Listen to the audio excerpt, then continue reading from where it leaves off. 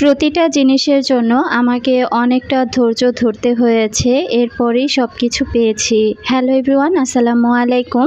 Dining টেবিলটা যখন খুব সুন্দর করে তারা আর কি বার্নিশ করছিল, তখন আমি একটু ভিডিও করছিলাম। আমার অনেক প্রিয় আপুরা আমার পুরো ভিডিওটাই দেখতে চেয়েছেন, তবে ওইভাবে আবার অনেকে দামটাও জানতে চেয়েছেন। তবে বাসায় আসার পর আমি কিন্তু ওইভাবে আমার টেবিলটা সাজিয়ে গুছিয়ে উঠাতে পারিনি। তো টেবিলটা আসলে পুরোটা টেবিল দেখতে কেমন যতটুকু পেরেছিলাম তো ততটুকুই আপনাদের সাথে এই দোকানের অংশটুকু শেয়ার করলাম।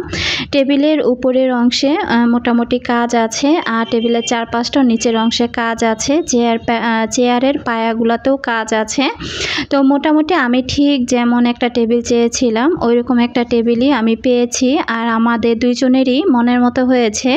এটা ছিল সেমি ভিক্টোরিয়া ডিজাইনের একটা টেবিল, আর অতিরিক্ত গর্জিয়াস কোনো টেবিল আমি আসলে নিতে চাইনি। তো আপনাদের ভাইও বলেছিল যেহেতু ভাড়া বাসায় থাকি, জায়গারও একটা ব্যাপার স্যাপার আছে, আর আরও বড় সাইজের টেবিলটা যদি আনতাম, যেহেতু আমার ডাইনিং রুমটা একেবারেই ছোট, তো সেখানে দেখা যায় কি হাঁটাচলা করাটাই অসম্ভব হয়ে পড়তো। তাই আমাদের রুম অনুযায়ী আর কি টেবিলটা কেনা হয়েছে।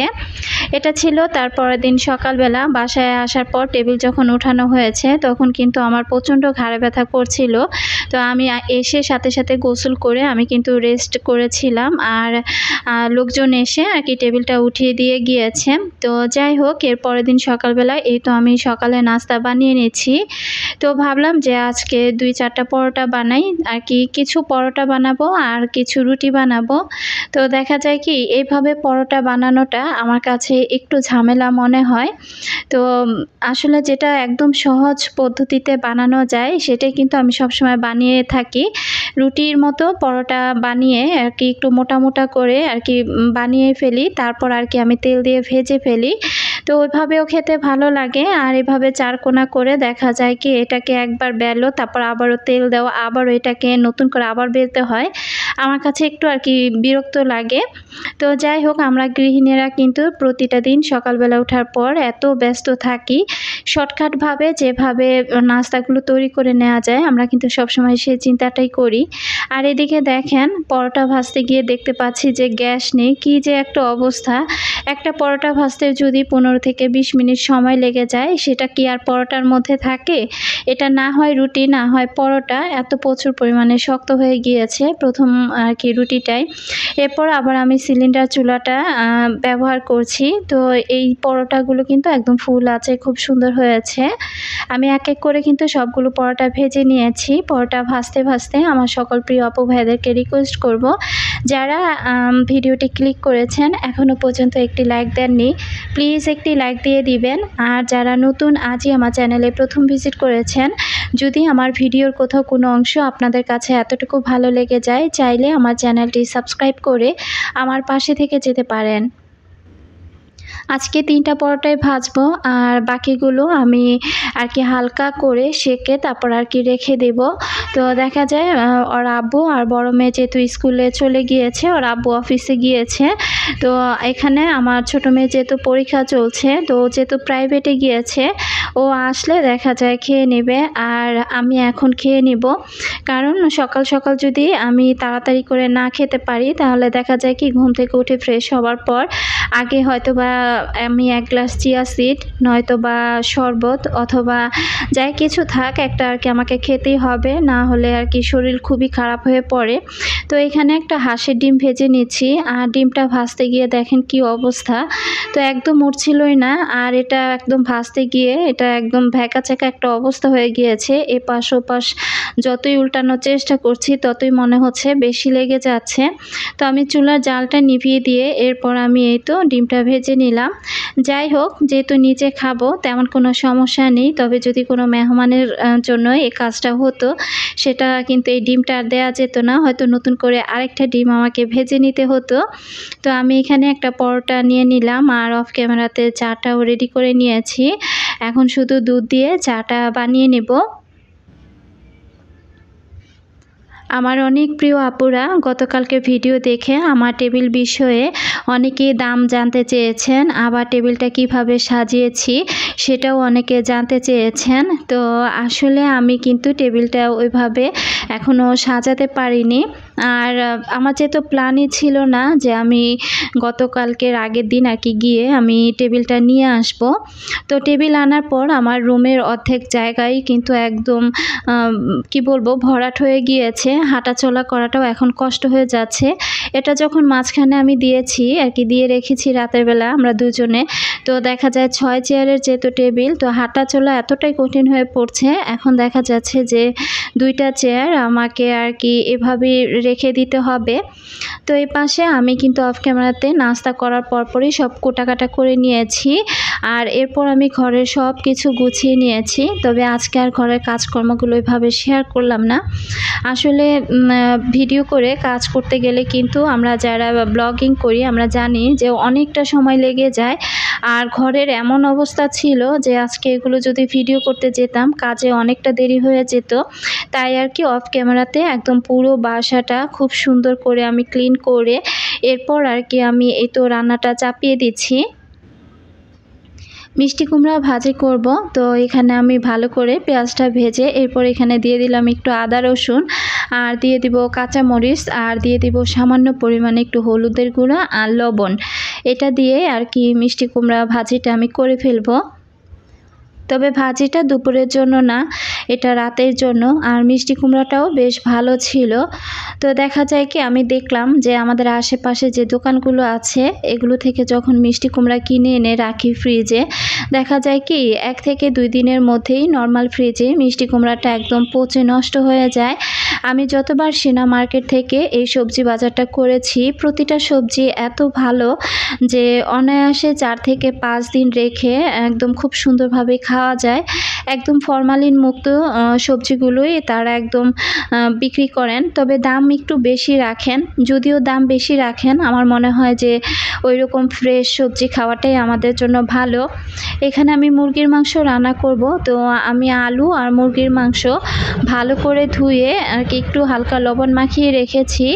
এখন দিয়ে দিচ্ছি গোটা জিরার গুঁড়া, তারপরে গরম মশলা, তেজপাতা, লং, এলাচ, দারুচিনি, যা যা দরকার আমি তেলে দিয়ে দিয়েছি। তো আমি কিন্তু সব সময় রান্না করার সময় গোটা জিরা আর এই যে সব ধরনের মশলাগুলো আগে একটু তেলে ভেজে নেই। এতে করে না খুব সুন্দর একটা ঘ্রাণ বের হয়, আর আমার কাছে বেশ ভালোই লাগে। আমার মনে হয় কি এভাবে রান্না করলে পুরো মাংসের মধ্যে ঘ্রাণটা একেবারে ছড়িয়ে পড়ে। এরপর আমি এখানে দিয়ে দিলাম পেঁয়াজ।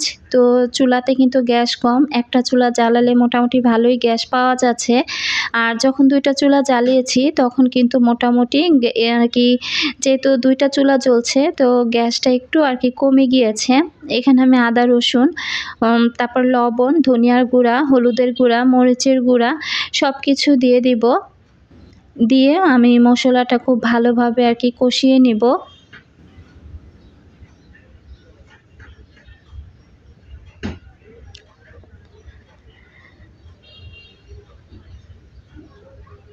তো চুলায় যেহেতু আঁচ কম, তো আমি পানি দিয়ে আর কি মশলাটা কষাতে দিয়ে এরপর চলে এসেছি এই তো ডাইনিং টেবিলের গ্লাসটা খুব ভালো করে মুছে নিয়েছি।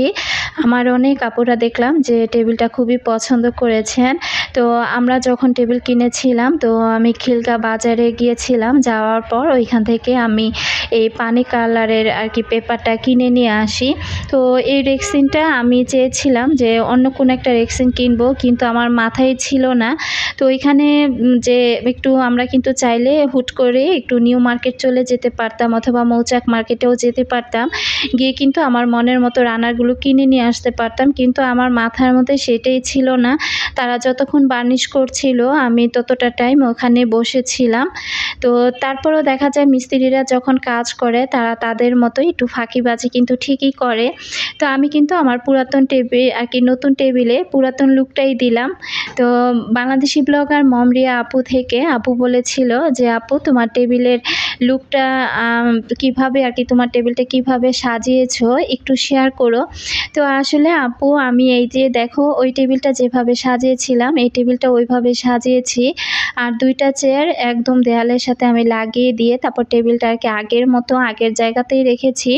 প্রথমত মাঝখানে রেখেছিলাম, চারপাশে চেয়ার দিয়েছিলাম। এতে করে দেখা যায় কি যে ফ্রিজে এটা সেটা রাখতে গেলে রান্নাঘর থেকে আর কি ফ্রিজের কাছে যেতে গেলে আমাকে অনেকটা ঘুরে যেতে হয়।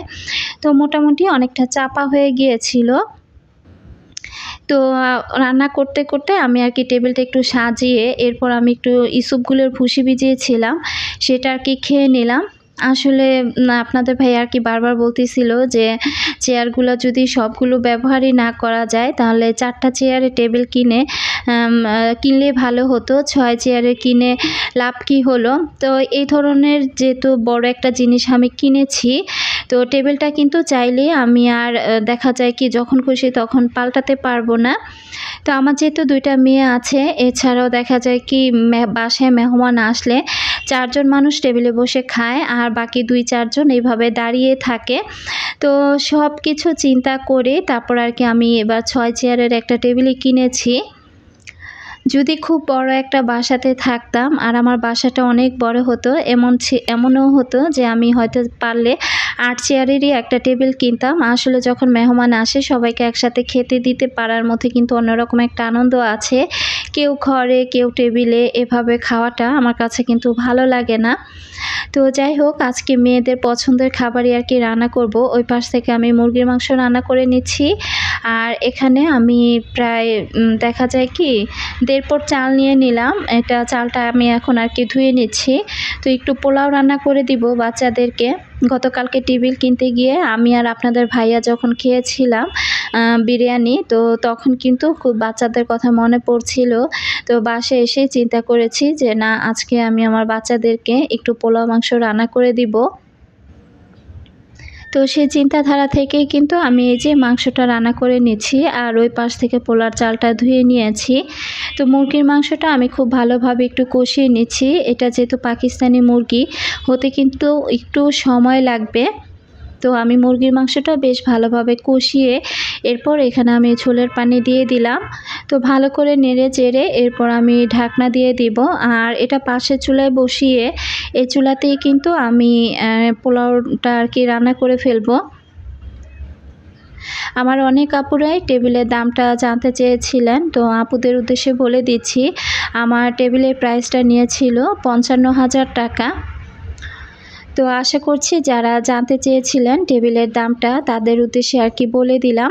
তো এপাশে এই তো আমি পোলাওটা আর কি রান্না করে নিচ্ছি।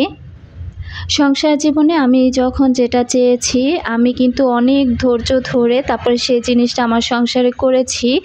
আমার আশেপাশে এমনও অনেক গৃহিণীদের দেখেছি যে যারা যখন যেটা হাজব্যান্ডের কাছে চাহিদা করতো, তো দেখা যেত কি সেটা নিয়ে ঘরে অনেক তুলকালাম লাগিয়ে দিত বা ধৈর্য বলে যে একটা কথা এটা তারা ধরতই না।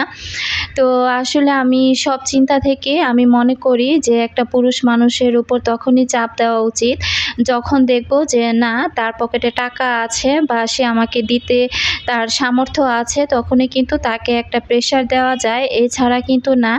আসলে আমি মনে করি সংসারটা যেহেতু একদিনের না, মৃত্যুর আগ পর্যন্ত এখানে আমাকে থাকতে হবে। তো সেই চিন্তাধারা থেকেই আমি কিন্তু কখনো জবার আব্বুর উপর কোনো বিষয় নিয়ে চাপাচাপি করি না। তো দেখা যায় কি ওই যে বললাম যখন যেটা পছন্দ হয় আগে তাকে বলি, তারপর তার যখন সময় সুযোগ হয় সেটা হয়তো 6 মাস পর অথবা 1 বছর, এমনও আছে যে 2 বছর পরও সেই জিনিসটা আমি আমার সংসারে করেছি। তবে আমি সব সময় আমি আশাবাদী, যে কোনো জিনিসে আমি খুব আশা করি, আমি বড় বড় স্বপ্ন দেখি। তবে স্বপ্নটা কতটুকু সফল হবে সেটা জানি না, তবে আমার মন যখন যেটা চায়, আমার মন যখন যেটাতে সায় দেয় সেই কাজটা কিন্তু আমি দেখা যায় আমি চেষ্টা করতে থাকি। তবে কোনো না কোনোভাবে আল্লাহ পাক আমার সেই মনের আশাটা পূর্ণ করে দেন। তার জন্য মহান আল্লাহ পাকের কাছে হাজারো কোটি শুকরিয়া আদায় করি। তো এখানে কিন্তু কথা বলতে বলতে আমি পোলাওটা বেশ ভালোভাবে কষিয়ে এরপর আমি এই তো মটরশুঁটি দিয়ে দিলাম, কাঁচামরিচ দিয়ে দিয়েছি, লবণটাও পরিমাণ মতো দিয়ে দিয়েছি। ঢাকনা দিয়ে ঢেকে রাখলাম। বাচ্চারা পোলাওতে মটরশুঁটিটা কোনোভাবেই খেতে চায় না, তো আজকে আমি একটু জোর করে আর কি দিয়েছি, বললাম যে খেতে ভালো লাগবে। আমার কিন্তু পোলাও রান্না শেষ, আর সকল খাবার দাবার এই তো আমি টেবিলে নিয়ে আসছি, হাঁড়ি ধরেই নিয়ে আসলাম। তো এই তো ছিল আজকের ভিডিও। বাচ্চারা খুবই খুশি হয়েছে খাবারগুলো দেখে। আসলে বাচ্চারা কিন্তু পোলাও মাংস দেখলে অনেক খুশি হয়। আর আজকের মতো আমি এখান থেকে বিদায় নিয়ে নিয়েছি। সবাই ভালো থাকুন। আল্লাহ হাফিজ। আসসালামু আলাইকুম।